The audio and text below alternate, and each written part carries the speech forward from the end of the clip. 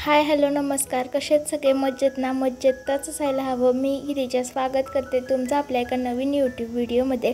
Last व्हिडिओमध्ये तुम्ही बघितलंच असेल की रात्री मी खूप जास्त कंटाळले होते, त्यामुळे आज सकाळी उठल्यावरती पण चेहरा खूप जास्त सुजल्यासारखा आणि खूप जास्त स्वेटी झाला होता. त्यामुळे काही इंट्रो शूट केला नाही, डायरेक्टच कामाला सुरुवात केली.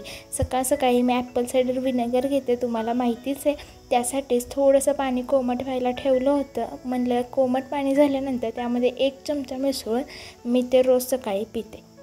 ॲपल सायडर व्हिनेगर प्यायला मी अगदी 2-3 दिवसच सुरुवात केली आहे, पण याआधी मी एकदा ॲपल सायडर व्हिनेगर पिलं होतं आणि तेव्हा मला त्याचा थोडासा त्रास झाला आहे का काही असं मला वाटत होतं. त्यामुळे तेव्हा मी अगदी 2 चमचे ॲपल सायडर व्हिनेगर पिलं आणि त्यानंतर मी ते थोड्या दिवसांसाठी घेणं स्टॉप केलं होतं. पण ही बॉटल माझ्याकडे ठेवून होती. मी म्हटलं आता ह्यावेळेस आहे ना पुन्हा एकदा ट्राय करावं की त्रास होतो आहे का काय. पण आता मी 3 दिवस झालं रेग्युलरली ते घेते आणि मला ह्यावेळेस काहीही त्रास होत नाही आहे. लास्ट टाईम मी 2 चमचे घेत होते, पण ह्यावेळेस मी थोडीशी क्वांटिटी कमी ठेवली. 1च चमचा मी एका वेळेस घेते. ॲपल सायडर व्हिनेगरचे बरेचसे फायदे ऐकूनच मी ते घेण्याचा निर्णय घेतला आहे. ॲपल सायडर व्हिनेगरमुळे आपली इम्युनिटी चांगली होते आणि पोटाचे आरोग्य देखील चांगले राहते. त्याचबरोबर ॲपल सायडर व्हिनेगरमुळे रक्तातील साखर कमी होते आणि आपल्याला जी शुगर स्पाईक होते, म्हणजे काही वेळेस आहे ना जेवल्यानंतर ज्या जेवणामध्ये कार्बोहायड्रेट्स जास्त आहेत असं जेवण आपण जेवलो असेल ना, तर जेवण केल्यानंतर खूप साखर खाण्याची इच्छा होते, तर तेही गोष्ट ह्या ॲपल सायडर व्हिनेगरमुळे कमी होते. याचा सगळ्यात मोठा फायदा म्हणजे हे आपल्याला वेट लॉसमध्ये हेल्प करतं. यामुळे ना आपल्याला जी खूप भूक लागल्यासारखं वाटतं ना, त्या भुकेवरही हे कंट्रोल करतं. आता प्रत्येक गोष्टीचे जसे पॉझिटिव्ह पॉईंट्स असतात तसे त्याचे निगेटिव्ह पॉईंट्सही असू शकतात. त्यामुळे थोडंसं कमीच प्रमाणात मी हे कंझ्युम करायचं ठरवलं आहे आणि हे आंबट आहे थोडंसं प्यायला. आणि सकाळी उपाशी पोटी घेताना पहिलाच घोट घेताना थोडंसं जास्त आंबट लागतं आणि त्यानंतर पिताना मला त्याचं जास्त काही वाटत नाही. ॲपल सायडर व्हिनेगर घेतल्यानंतर आपण अर्धा तास अजिबात काही खायचं नाही आणि त्यानंतर अर्धा ते पाऊण तासाने आपण आपला नाश्ता, जेवण किंवा काही डिनर असेल तर ते आपण घेऊ शकतो. आज मी एक्सरसाइज स्किप केली आहे कारण की माझ्या पायाला काहीतरी लागले आणि ते खूप जास्त माझा पाय दुखत होता. म्हटलं 1 दिवस एक्सरसाइज स्किप करावी. आता अर्धा तास काही खायचं वगैरे नाही आहे म्हटल्यावरती वेळ आहे. चला मग म्हटलं भांडी धुवून घ्यावी. भांडी घासतच होते तोपर्यंत सचिन आला आणि ते बोलले मी प्यायचं पाणी घेऊन येतो. म्हणून म्हटलं ठीक आहे, तुम्ही एकटंच जाऊन प्यायचं पाणी घेऊन या. भांडी घासून झालीच आणि आता रोजची चहाची सवय लागली आहे. आम्ही महिन्यातून वगैरे एकदा चहा पित होतो, आता डेली सकाळी किंवा संध्याकाळी 1 टाईम तरी कंपल्सरी चहा लागायला लागला आहे. कारण बाहेर इतका सुंदर पाऊस पडतो म्हटल्यावर कोणाची चहा प्यायची इच्छा होणार नाही सांगा. मस्त असा चहा बनवला आणि त्यानंतर म्हटलं चला आता सगळे एनर्जी फुल झाली आहे, आता बाहेरचं आवरून घ्यावं.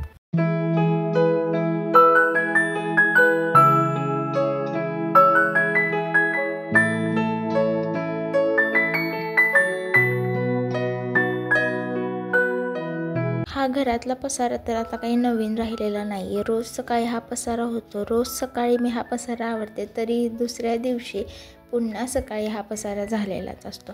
थोडा घर आहे म्हटल्यावरती पसारा होणारच आणि तो पसारा दाखवण्याची जगाला हिंमत आपल्यामध्ये पाहिजे.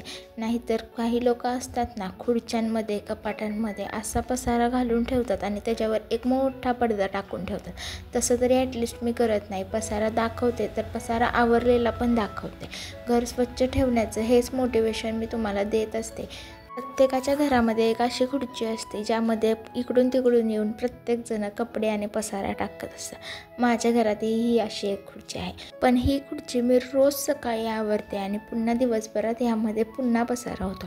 रोज आम्ही ठरवतो की खुर्चीमध्ये अजिबात काही टाकायचं नाही, पण बाहेरून आल्यानंतर थोडेसे भिजलेले कपडे असतील किंवा काहीही असेल ते उचलून त्या खुर्चीमध्येच ठेवलं जातं. सो घर आहे म्हणजे पसारा होणार हे तर खरंच, पण तो पसारा आपण आवरला पण पाहिजे हेही तितकंच खरं. आणि रोजचे फक्त 20 मिनिट दिले ना तर घरात कधीच पसारा होणार नाही. रोजची तितकी 4 कामं करायची आणि माझी कामं कशी सकाळी 8 आणि 9च्या आतमध्ये होतात ना हे सांगून काहीच होत नसतं. रोज घराचा एक कोपरा काढावा आणि तो स्वच्छ करावा, म्हणजे घर स्वच्छ राहील आणि मन प्रसन्न राहील. चला मस्त अंघोळ करून आली आणि माझा ड्रेस दाखवण्याचे हे काही असफल प्रयत्न चालू होते. चला आता फास्टमध्ये आवरून घेते कारण मला बाहेर जायचं आहे.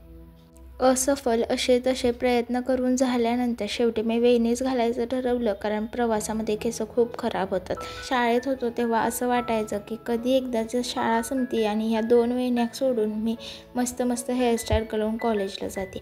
आणि आता जेव्हा कॉलेजला जायची वेळ आली आहे तेव्हा वेणी घालणंच बरं वाटतंय, कारण की खरंच वेणीनेच केस व्यवस्थित आणि छान राहतात हे तेव्हा कळत नव्हतं आणि आता कळते. जाऊ दे, चला, आयुष्याचं हेच गणित आहे. ते तेव्हा कळत नव्हतं, ते आता कळते. जे आत्ता कळत नाही आहे ते पुढं जाऊन कळणार आहे. जाऊ दे, चला आवरून घेते. आणि हा बघा, हा रोजचा प्रॉब्लेम आहे की मी रबर कुठे ठेवलं आहे ते विसरले आणि आता रबर शोधायचं मिशन चालू झालं आहे. सगळ्या घरात फिरून आता रबर शोधला जाणार. आणि तुमच्यासोबत पण रोज हेच होतं का मला नक्की कमेंट्समध्ये सांगा. चला, माझा रबर मला कसा तरी भेटलेला आहे. आता लावते, आवरते आणि मस्त तयार होऊन लगेचच निघते. आता मी घरात नसते म्हणल्यावरती बाहेर गेल्यानंतर हिरव्यागार डोंगरांचे मस्त मस्त व्हिडिओ काढून तुम्हाला दाखवण्याची जबाबदारी माझी. इतकं मस्त वातावरण झालं होतं ना, काय सांगू. पावसाळ्याची ना खरी हीच मजा असते. हिरवेगार डोंगर बघायला मिळतात आणि खरंच इतकं सुंदर वाटत होतं ना. गार वारं सुटलं होतं, हिरवे हिरवे डोंगर आणि सगळीकडे हिरवागार निसर्ग. खरंच मस्त वाटत होतं. खूप भूक लागल्यानंतर पुन्हा आज मिसळ खाल्ली आणि संध्याकाळी सातारला यायला निघालो. सातारचं दृश्य तर एकच नंबर. सगळीकडे पाऊस सुरू होता. राजधानी साताराचा एक व्हिडिओ घेण्याचा मी प्रयत्न केलाच, पण ऑलरेडी तिथे कुणाचं तरी फोटोशूट चाललं होतं. पण जाऊ दे, चला, मस्त दिसतंय साताऱ्याचा सगळा व्ह्यू. घरी पोचले आणि लगेचच स्वयंपाकाला सुरुवात केली. येताना 4 अंडी घेऊन आले होते, कारण काय करायचं, पावसाळ्यात ना कुठलीच भाजी खाण्याची इच्छा होत नाही. भिजलेल्या भाज्या घेऊही वाटत नाहीत आणि खाऊही वाटत नाही. मग म्हणलं मस्त अशी अंड्याचीच भाजी करावी. अंड्याची रेसिपी मी याआधीही तुमच्यासोबत एकदा शेअर केलेली आहे, त्यामुळेच आज काही डिटेल रेसिपी शूट केली नाही. मसाल्यात सुद्धा टोमॅटो आणि कोथिंबीरीची कमी होतीच, पण तरीही मसाला खूप जास्त टेस्टी दिसत होता.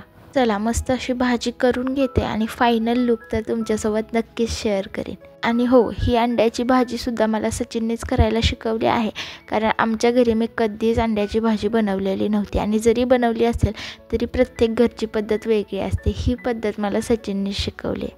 नॉनव्हेज बनवण्यामध्ये त्यांचा हात कुणीच पकडू शकत नाही. खूपच मस्त नॉनव्हेज बनवतात आणि व्हेजमध्ये मी बऱ्यापैकी त्यांना सगळ्या गोष्टी शिकवायला सुरुवात केली आहे. कसं आहे, पोटापुरतं प्रत्येकाला खायला यायला पाहिजे. कुणी म्हणत नाही की कुणाला करून खायला घाला, पण प्रत्येकाला स्वतःपुरतं बनवून खाता आलं पाहिजे. आणि त्यांना मी नसले तरी सगळा जेवण एकदम मस्त बनवून जेवतील एवढा स्वयंपाक येतो. चला, माझी भाजी बनवून तयार झाली आहे आणि बघा किती मस्त दिसते. खूप मस्त कट पण आला होता आणि 2 अंडी मी त्यामध्ये फोडून टाकली होती आणि त्यामुळेच घरी भाजीला चव येते असं सचिनचं म्हणणं आहे. आणि मलाही अशी भाजी केलेली खूप जास्त आवडते. बाकी राहिलेला स्वयंपाक करून मी लगेचच जेवून घेते. चला, जेवण झाल्यानंतर संध्याकाळी पुन्हा बाहेर गेले होते. तिकडे एक छोटीशी व्हिडिओ क्लिप घेतली आणि त्यानंतर काहीच शूट केलं नाही, त्यामुळे हा व्हिडिओ इथंच संपवते. मला हा व्हिडिओ कसा वाटला मला नक्की कमेंट्समध्ये सांगा. माझा व्हिडिओ जर पहिल्यांदाच बघत असाल आणि चॅनलवरती नवीन असाल तर नक्कीच चॅनलला सबस्क्राईब करून जावा आणि व्हिडिओ आवडला असेल तर लाईक करायला विसरू नका. चला, भेटू अशाच एका छानशा व्हिडिओमध्ये. तोपर्यंत take care friends and bye.